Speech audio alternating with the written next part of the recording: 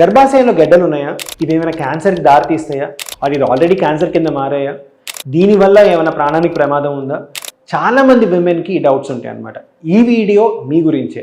Actually చాలామంది విమెన్కి గర్భసంచిలో గడ్డలు కట్టాయి, ఇవి క్యాన్సర్కి దారితీస్తాయో అది ఆల్రెడీ క్యాన్సర్ కింద మారాయో అని చెప్పి చాలా భయం ఉంటుందన్నమాట. సో ఈ మధ్య కాలంలో అందరూ రెగ్యులర్ హెల్త్ స్క్రీనింగ్లో అల్ట్రాసౌండ్ చేయించుకున్నారు. ఆ అల్ట్రాసౌండ్లో యూట్రస్లో మాస్ ఫార్మింగ్ లీషన్స్ ఉన్నాయి అని చెప్పి డిస్క్రిప్షన్లో కనిపించడం, ఇది వాళ్ళు వెంటనే గూగుల్ చేసి ఇది యూట్రైన్ క్యాన్సర్ కింద మారిందేమో అని భయపడతాం చాలా తరచూ ఈ మధ్య ఓపీడీలో చూస్తున్నాను అనమాట. అందుకని ఈ వీడియో చాలా డీటెయిల్డ్గా ఎటువంటి లీషన్స్కి మీరు స్ట్రిక్ట్గా యాక్షన్ తీసుకోవాలి, ఎప్పుడు డాక్టర్ని సంప్రదించాలి, ఎప్పుడు ఇవి అసలు యాక్చువల్గా క్యాన్సర్ కింద మారుతాయి అనేది డీటెయిల్గా చెప్పబోతున్నాను. హాయ్, నేను doctor Deepak Koppaka, senior consultant medical oncologist, Kaizen hematology oncology network. So యూట్రస్లో మాస్లన్నీ క్యాన్సర్ కాదండి, ఇది బాటమ్ లైన్. యాక్చువల్గా యూట్రస్లో కనిపించే చాలా లీజన్స్ యూట్రస్లో ఉండే ఒక మజిల్ లేయర్ నుంచి ఏర్పడే ఫైబ్రాయిడ్స్ అనమాట. సో ఈ యూట్రైన్ ఫైబ్రాయిడ్స్ అనేది చాలా మందికి నార్మల్గానే ఉంటాయి. ఈ యూట్రైన్ ఫైబ్రాయిడ్స్ క్యాన్సర్ కింద మారే అవకాశాలు 1% కంటే తక్కువ. కానీ యూట్రైన్ ఫైబ్రాయిడ్స్కి ఇంత చిన్న చూపు చూడాల్సిన అవసరం కూడా లేదు. యాక్చువల్లీ యూట్రైన్ ఫైబ్రాయిడ్స్ వల్ల చాలా కాంప్లికేషన్స్ చాలామంది విమెన్లో చూస్తూ ఉంటాం అనమాట. ఎక్సెసివ్ బ్లీడింగ్ ఆర్ కడుపు నొప్పి రావటం, ఇదే కాకుండా infertility related problems uterine fibroids వల్ల తరచూ చూస్తూ ఉంటాం అనమాట.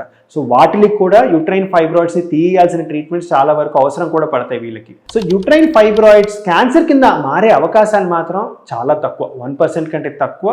ఈ లియోమయోమాస్ అన్నవి స్టంప్ ఆర్ లేకపోతే లియోమయోసార్కోమాస్ కింద మారుతాయి అనమాట.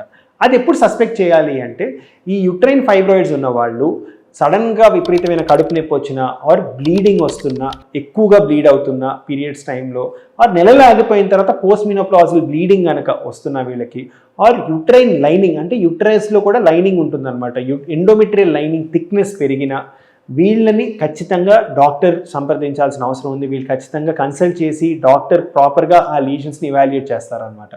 ఇవి కాకుండా కొన్ని రకాల ఎండోమెట్రియల్ లీజన్స్ ఆర్ కొన్ని రకాల మయోమెట్రియల్ లీజన్స్ ఎప్పుడైతే మనకి ఈ అల్ట్రాసౌండ్లో కొన్ని ఫీచర్స్ ఎండోమెట్రియల్ థిక్నెస్ 1 సెంటీమీటర్ కంటే ఎక్కువగా ఉన్నా, ఆర్ కొన్ని రకాల పాలిప్స్ మనకి హై వాస్కులారిటీ ఉన్నా, ఆర్ ఈ మయోమెట్రియంలో ఉన్న లీజన్స్ చాలా ర్యాపిడ్గా పెరుగుతున్నా మనం డాక్టర్ని సంప్రదించాల్సిన అవసరం చాలా ఉందన్నమాట. సో ఇవి మాత్రమే క్యాన్సర్ అయ్యే అవకాశాలు ఉన్నాయి.